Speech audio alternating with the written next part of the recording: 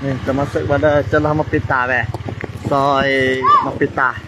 Rumah Nong Kik ni. Ni dah.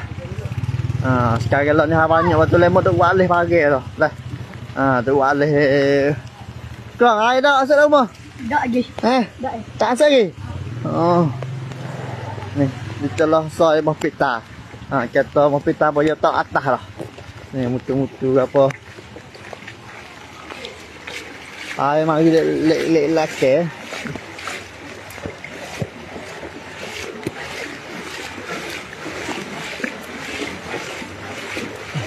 Salah dah masuk lagi dah. Ya. Ada masuk lagi dah. Air mari kat sungai laki nak air ngah le lepas pa hujan. Okey. Air jenis hujan. Hujan lah. Oh, tengok ni. Tahap bila malam lagi tak? Ni.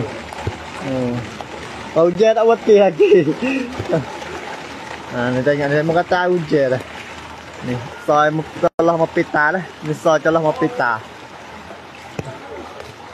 Ni. Ni masya-Allah air banyak lagi dah. Ni, lepas tu ya ada kereta tak. Kereta lemur tolong ah.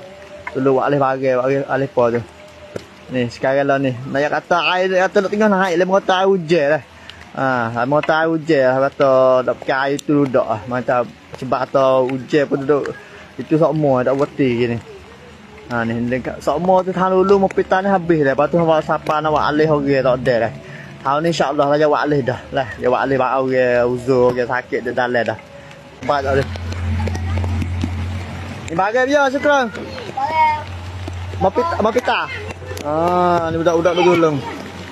Ni. Oh, dah ada. Bagi dalam lah. Oh, oleh. Oh, alhamdulillah. Budak-budak tolong Ni, bagi kena pergi dalam. Ni atas ala ni sekarang ni. Duduk tak apa ni sekarang ni je ya. Ni, sekarang ni. Duduk ala sini hari ni. Sekarang ni hak masuk ni, kuat belah apa. Orang beza ho ni. Duduk ala sini. Kata Mapita nak kat sini dulu habis sini dah. Ni nak kata masuk lah ni. Lepas tu kita nak agak alih juga tak. Ni. Nak agak lalu gak ni kata hujan ada semua.